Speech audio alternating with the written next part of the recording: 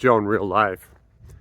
Yesterday I listened to a video essay on YouTube. It was 2 hours long about the band Swans. No wave, post-punk, experimental rock outfit. Great band, really, really great band. But if I'm totally honest, not one of my favorites. Although I do like them. And I don't even know what possessed me to listen to the essay. But somewhat ironically, it also wasn't a very good essay. It was mostly the person going through their discography and just saying over and over again how great each album is, with very little diving deeply into the music. Now, to be fair to this person, and I'm not going to single them out because I don't want to be critical, I did enjoy the essay. Swans has an enormous discography.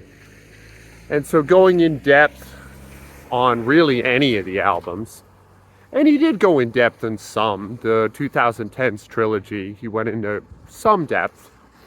But going into depth on all the records he covered would be impossible. I mean, actually impossible. You'd need 10 hours. Excuse me, and that wouldn't be enough. And I'm getting away from my point. My point is, I really enjoyed the essay, despite not really learning much, and it not being any sort of deep dive. Because it was less an essay about Swans, and more an essay about how much this person just really loves Swans. And how they kind of just wanted the world to know that, And that moved me. It moved me really deeply, Because I think things are like that sometimes, I've posted over 1,000 videos to YouTube just about squatting. And I'm no super athlete. I'm not an athletic trainer. I'm not even especially good at squatting. But I kind of just want the world to know that I love it, that I go out of my way to do this every day. And when I'm sick, when it's inconvenient, when it's hard, when it's good, when I'm on a climb, when I'm succeeding, I love it every day. And that's ultimately what it's about, I think passion is so inspiring. And yeah, I just wanted, in my own way, I just wanted to say that I appreciated that person's passion. And I see an analog to it in my own life. I see it here. And I've been re-listening to Swans, which is a massive and often irritating undertaking. And reframed through his appreciation, I find I really do love it, I love it with some patience. It requires great patience at points, but I do love it too. Today is my day before test day. And I'm shocked that this week has gone by so quickly. I've been complaining about how hard it is all week.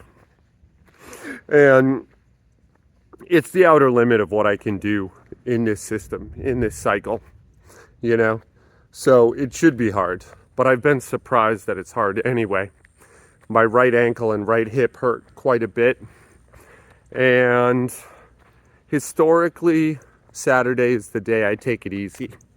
So what I'm going to do is I'm going to put the bar on my back, 95, 135, and 170 for 2 sets of 6. And I'm just going to do it like that, And then tomorrow, I think my PR for an AMRAP at 170 is 9 reps.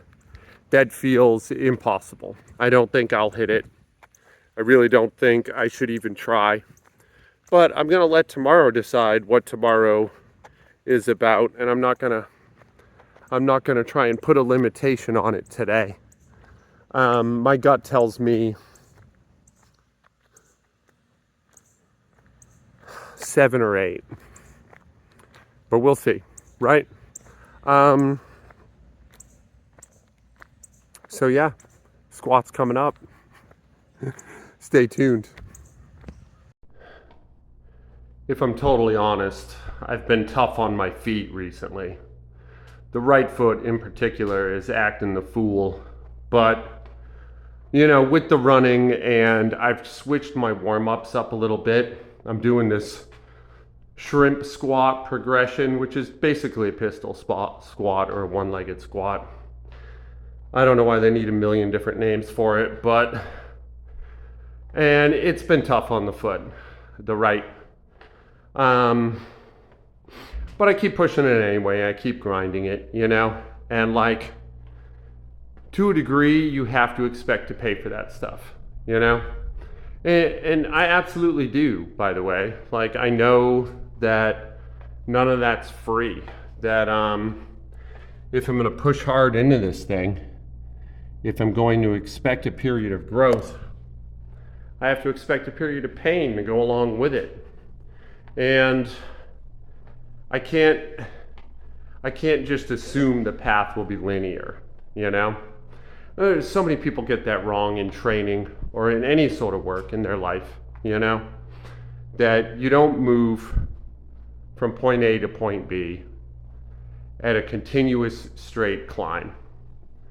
There are highs and lows, ups and downs, periods where you're going to do unimaginably well, and then periods where you take a dip.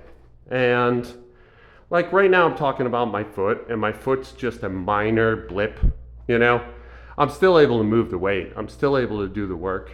It's barely an inconvenience at all, except every time I'm in that bottom position, every time those knees move in the direction over the toes, I get a little reminder that I'm pushing too hard,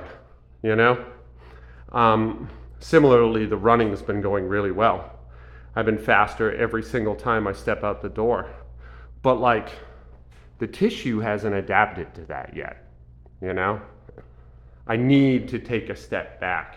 I need to slow down and give the tissue a chance to respond. But when my shoes are on and I'm outside and I'm alone and I'm listening to my tunes, I don't give a fuck what the tissue needs. I couldn't care less. I'm just grinding. I'm just going. And we all have that war inside of us, the war between our passions and what's realistic. We feel a little elbow room. We see a little space to grow, to move, to expand. And we just take it because what are we out here for if we're not going to occupy that space? But like, adaptation has to happen, Like, every single human body could tear itself apart under its own power. If you're able-bodied at all, I should say, you have the ability to hurt yourself with your body and nothing else. And like, that speaks to the fragility and the poverty of the design of us. Like, as animals, we can deconstruct ourselves with no other tools, outright destroy ourselves. And like,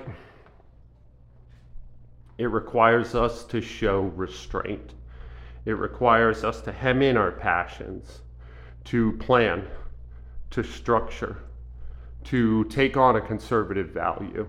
And I mean that both in the literal sense and the political sense, I'm a liberal, or an anarchist, to be more exact. And often you'll hear from my side of the aisle, like, what's the use of conservatism? It's just old people waiting to die, fighting back against the tide of youth. And it's like, a conservative ethic is absolutely essential to the vitality and strength of any system. We can't just push forward. We can't. We'll tear ourselves apart. And I have no intention of this being a political rant, but those are my 2 cents on it. The 170 moved fine. I still don't think I'll hit 9 tomorrow, but again, that's tomorrow's business. We'll see. I might not hit 9 even if I can, just to take on a little bit of that conservatism. But anyway, this is Joe in real life. I love you guys. Be good to each other out there. I'm going to try hard to do the same with me and mine. My little one turns 1 year old on Monday, and we're all very excited.